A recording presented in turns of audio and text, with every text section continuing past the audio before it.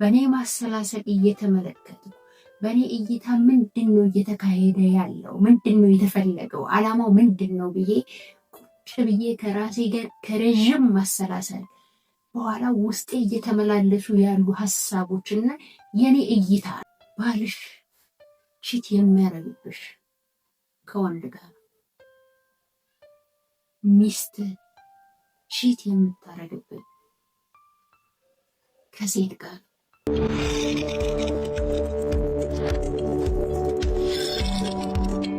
ዛሬ በጣም ከባድ ኢሹ ነው የማነሳው።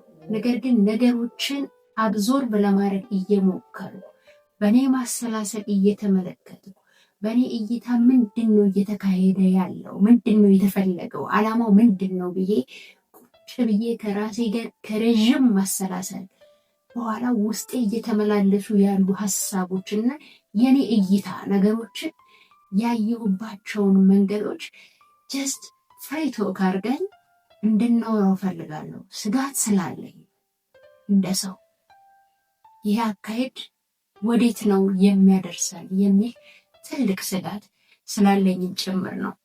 አመሰግናለሁ። ፔሪ ነኝ። እኔ ቤት ስላላችሁ ከልብ ከልብ ደስ ብሎኛል። ለዚህ ቤት አዲስ የሆናችሁ ደግሞ ሰብስክራይብ አድርጉ። ከወደዳችሁት ላይክ አድርጉ። ይጠቅመዋል፣ ሰዎችን ይቀይራል፣ ያበረታል፣ እንዲሁም መስመር ያሳያል ብላችሁ ካሰባችሁበት ደግሞ ሼር ብታረጉ ደስ ይለኛል። ዛሬ እንግዲህ ፍሪ አድርጌ ልክ እንደ የሆነን ከጓደኞቼ ጋር ወይም ከሆነ ሰው ጋር እንደማወራ አይነት ስሜት እንዲኖረው ነው የምፈልገው ቪዲዮአችን ውስጥ። ለምንድን ነው ግን ያንን ሀሳብ ያነሳሁት? ምንድን ነው ያስፈራኝ? ለምን እንደዛ እንዳስብ ሆንኩኝ የሚለውን ነገር ስሙዝሊ እያነሳን እስቲ እንጨዋወተው። ወንድ ልጅ እርግጠኛ ነኝ ወንድ አይደለሽ በምን አውቅሽ አትሉኝ። ወንድ መሆን አይጠበቅብኝም ወንድ ለመሆን፣ ምክንያቱም ግማሽ አካሌ ወንድነት ነው አይደለ? የሴትነት ባህሪ፣ የወንድነት ባህሪ፣ ወንድነትን ከአባታችን ሴትነትን ከእናታችን እንወርሳለን። ከዛ ደግሞ የበለጠ ዲቨሎፕ የሆነው የበዛው እኛን ይገዛናል። የእናትነት የሴትነት ፌሚኒን የሆነው ባህሪ ዲቨሎፕ ስናደርግ ሴት እንሆናለን። ማስኩሊን የሆነውን ወንድነትን ዲቨሎፕ ስናደርግ ወንድ እንሆናለን። ስለዚህ ተፈጥሮ ተወራራሽ ነውና እኔ ስለ ወንዶች ወሳኝ የሆኑ ሁሉን አላውቅም እውነት ለማውራት እናንተን ሆኜ ስለማላውቅ፣ ነገር ግን ጄኔራል የሆኑ ኮንሰፕቶችን ለማወቅ ወንድ መሆን አያስፈልግም። ወንድ ልጅ በብዛት አመክንያዊ ነው፣ ምክንያታዊ ነው። ለመፍትሄ ለስራ በሎጂክ በሎጂክ በምክንያታዊነት ያምናል። ከዚህ በተሻለ ምክንያታዊ ነው ወንድ ልጅ። ሴት ልጅ ግን ምክንያታዊ አይደለችም፣ ስሜታዊ ነች፣ መንፈሳዊ ነች። ከወንድ ይልቅ ሴት ልጅ ቀጥታ ግንኙነትና ኮኔክሽን ያላት ከመንፈስ ጋር ከመንፈሳዊነት ጋር። ሴትነታችሁን በጣም አቅልላችሁ የምታዩ ሰዎች የእውነት እዚህ ጋር ቆም ብላችሁ ብታስቡ ደስ ይለኛል። ሴትነት እናንተ እንደምታቀሉት አይደለም። ሴትነት በጣም በጣም ትልቅ ከፍታ ነው፣ ልዕልና ነው፣ ስጦታ ነው፣ መባረክ ነው። ዓለም ግን ይሄንን እንድንተወው ይሄንን እንዳናስብ ጀስት የሆነ የወሲብ ዕቃ እንደሆንሽ እንዲሰማሽ፣ የበታች እንደሆንሽ እንዲሰማሽ፣ እንደማታስቢ እንደማታመዛዝኝ ትንሽ እንደሆንሽ እንዲሰማሽ ዓለም በራሷ ሲስተም እያደረገችሽ ሊሆን ይችላል። ለምን? የሴት ልጅ ኃይል ትልቅ ነው። ዓለም የምትጠፋው ዓለም የምትድነው በሴት በወንድ አይደለም። ይሄን እኔ እንኳን ባለን ሃይማኖት እንኳን ይደግፈዋል ብዬ አምናለሁ። ዛሬ ማውራው ስለ ሃይማኖት ስለምናምን ሳይሆን ስለ እኔ እይታዎች ባይብልም ስለ መጽሐፍ ቅዱስም ካነሳ እኔ ያየሁበትን አንግል እንጂ አባቶች ትርጓሜውን ምናምን ከነሱ ጋር በማለት አንግል ሳይሆን እኔ እንደ ፔሪ የተረዳሁትን የራሴን ኮንሰፕት ማውራት ነው የምፈልገው እና ከዛ ጋር እንድታገናኙት አልፈልግም። አንዳንድ ሀሳቦችን ከመጽሐፍ ቅዱስ ላውጣ ስለምችል። ስለዚህ ሴት ልጅ መንፈሳዊ ነች ስንል የትኛው መንፈስ? ቅዱስ መንፈስ አለ፣ እርኩስ መንፈስ አለ። የትኛውን ነው አንቺ አክሰስ እያደረግሽ ያለሽ ነው ጥያቄ። ቅዱሱን መንፈስ አክሰስ የምታደርጊ ከሆነ እንደ ቅድስት ድንግል ማርያም ያለ ወንድ ፍሬ መስጠት የምትችይ ማህፀንሽ እርጥብ ውስጥሽ ለጸጋና ለበረከት የሞላ ሴት ትሆኛለሽ። አክሰስ ያደረግሽው መንፈስ እርኩስ መንፈስ ከሆነ ደግሞ ልክ እንደዛው እርኩሰትን፣ ዝሙትን፣ ኃጢአትን፣ የዓለምን መጥፊያ የመሳሰሉ ነገሮችን ወደ ምድር ታመጫለሽ። ሁለቱም ስልጣን ያንቺ ነው። ስለዚህ መምረጥ ላይ ብልህ መሆን አለብሽ ማለት ነው። የትኛውን መንፈስ ነው ወደ ህይወቴ እየጠራው ያለሁት የሚለው ነገር ላይ ሴቶች በጣም ብንጠነቀቅ ጥሩ ነው ብዬ አምናለሁ።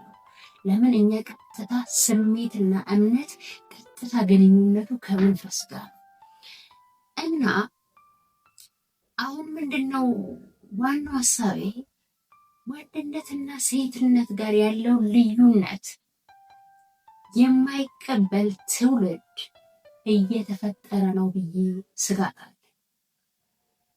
ወንድነትና ሴትነት ጋር ያለውን ፍጹም ተቃራኒ የሆነ ተፈጥሮ ለማመሳሰል፣ ለማጠጋጋት፣ ለማመቻመች እየተሞከረ ነው ብዬ በጣም ትልቅ ስጋት አለ። ወንድ ልጅ ምክንያታዊ ነው፣ ሎጂካዊ ነው፣ መፍትሄ ምናምን ይሄ ስለ ውጫዊ ሰክሰስ የሚያስብ ነው።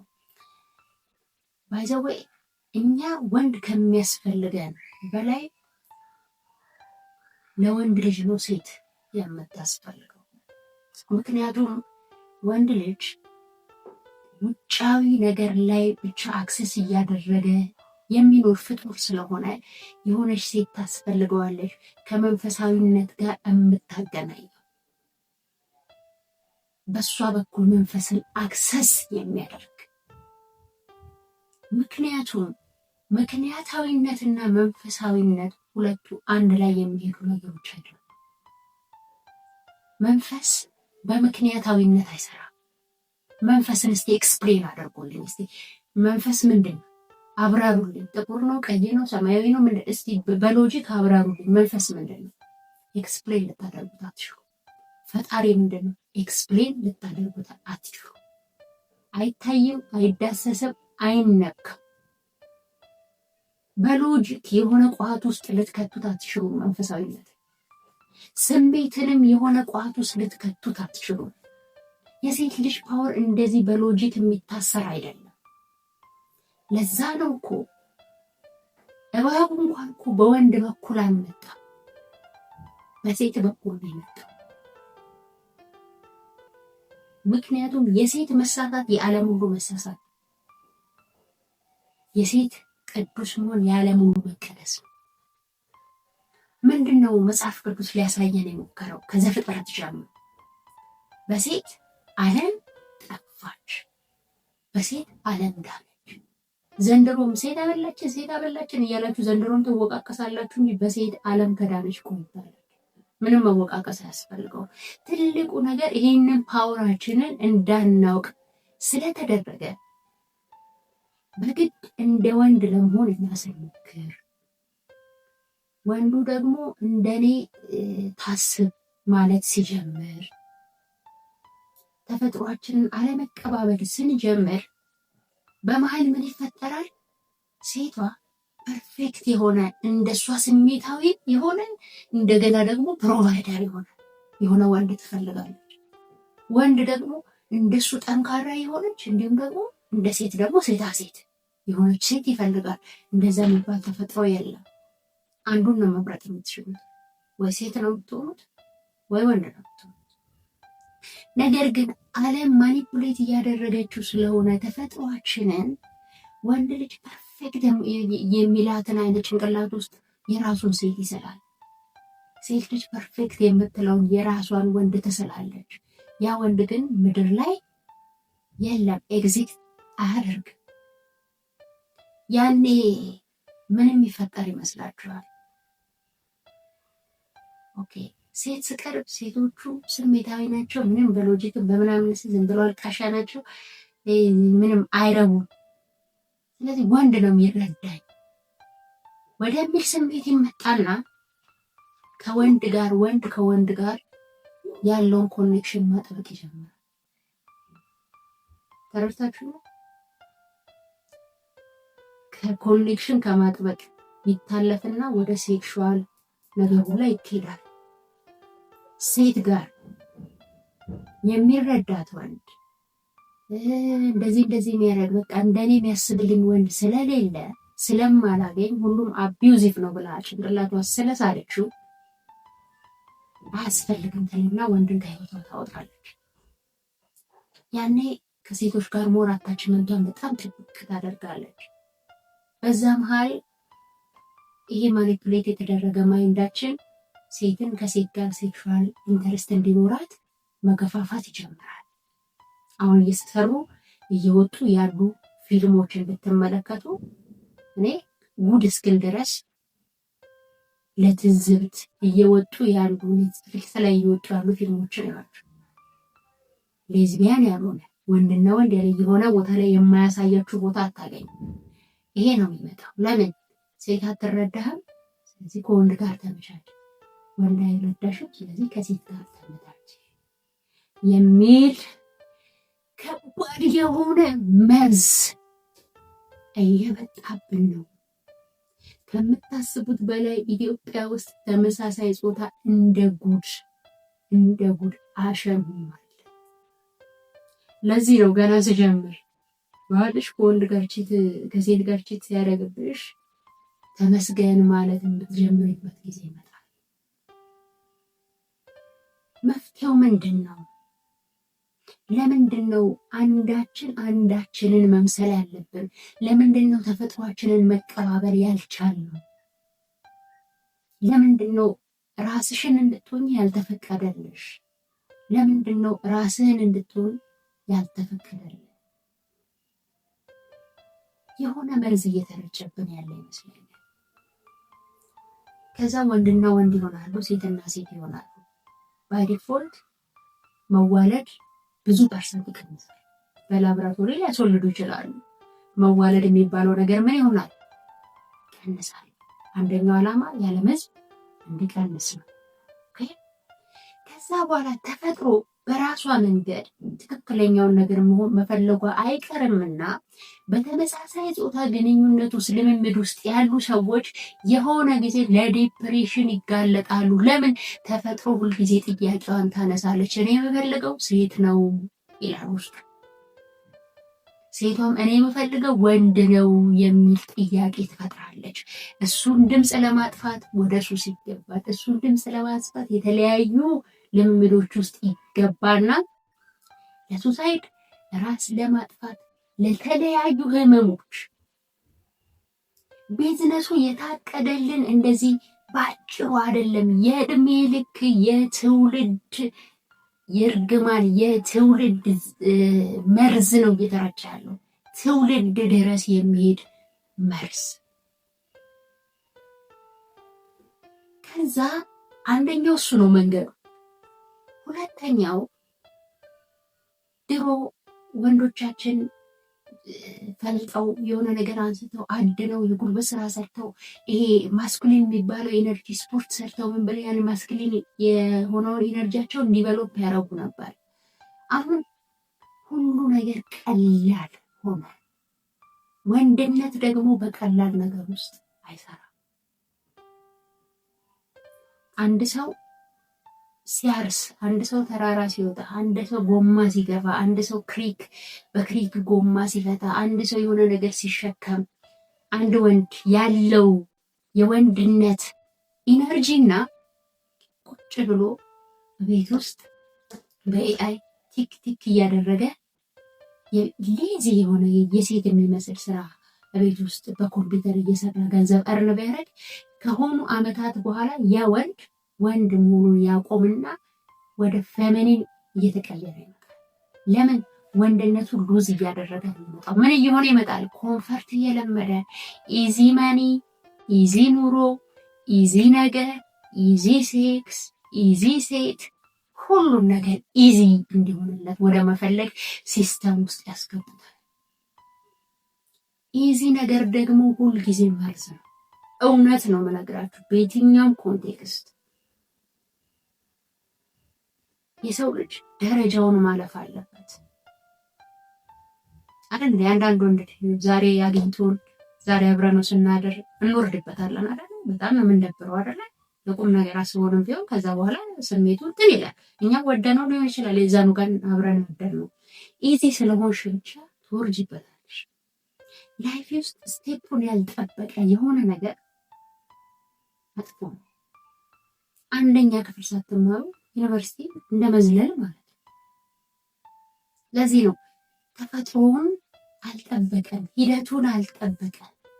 እንደ ሚራክል የተፈጠረ ነገር ቢሆን እኮ አውቁ ብዙ የተሰሩ ሚራክሎች አሉ አይደል? እንደዛ ግን አይደለም። ስለዚህ ከኤአዩ ከቴክኖሎጂው ከምኑ እያመጡ እኛ ሴትነት ውስጥና ወንድነት ውስጥ ያለውን ነገር ከመጠጡ ካወጡት በኋላ ጀስት የሰው ልጅ ሮቦት ነው የሚል ሂድ ሲባል የሚመጣ፣ አርግ ሲባል የሚያረግ፣ ተነስ ሲባል የሚነሳ፣ ተቀመጥ ሲባል የሚቀመጥ የሆነ ቱል ነው የሚሆነው። ይህን ደግሞ በእርግጠኝነት እያየነው ነው። በዚህ 5 ዓመት 10 ዓመት ውስጥ በጣም ከባድ ለሰው ልጅ ነፃነት፣ ለሰው ልጅ ስሜት አደገኛ የሆኑ ነገሮች ምድር ላይ ይከናወናል። እግዚአብሔር በሰላም ያደርሳል። የዚህ ሁሉ ነገር ግን ዋናው ዓላማ ምንድን ነው ብትሉኝ መንፈሳዊነታችሁን ከፈጣሪ ጋር ያላችሁን ኮኔክሽን እንዳታዳምጡ፣ ልባችሁን እንዳትሰሙ፣ ራሳችሁን እንዳትሰሙ። ኑሮ እንትን በዛ ውክክክክክክ ይላል። ቁጭ ብላችሁ ራሳችሁን መስማት አትችሉም። ከፈጣሪ ጋር መገናኘት አትችሉም። ምንም ነገር አትችሉም። ሴቷ ሴትነቷን ትነጠቃለች፣ ወንዱ ወንድነቱን ይነጠቃል። ከዛ ምንድን ነው የምንሆነው? ጀስት ተንቀሳቃሽ ስጋ የለበሰ ሮቦት። ከዛ ቺፕ ይቀየርላችኋል። የምታስቡትን፣ የምታመልኩትን፣ የምትሰግዱለትን፣ የምታደርጉት ምን እያንዳንዱ እንደ በሪሞት ኮንትሮል እንደሚቆጣጠረው ሮቦት ይቆጣጠሩናል።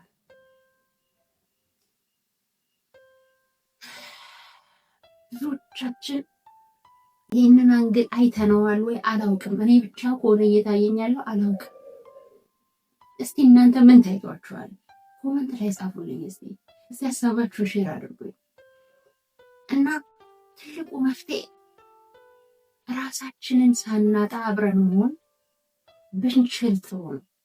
ብንተዛዘር፣ እዝነት ቢኖር፣ በቃ የሴትነትን ተፈጥሮ ከነሴትነቷ ተቀብለሽ፣ የወንድነትን ተፈጥሮ በወንድነቱ ተቀብለሽ፣ የማይግባቡ የማይዋደዱ ሚስ ምንድን ነው በባህሪ ጭራሽ ማይመሳሰሉ ግን ልባቸው የሚዋደድ አብረው ኖረው ዘር ማበርከት የሚችሉ ይሁን እግዚአብሔር በክብር የፈጠራቸው ሰዎች እንሁን።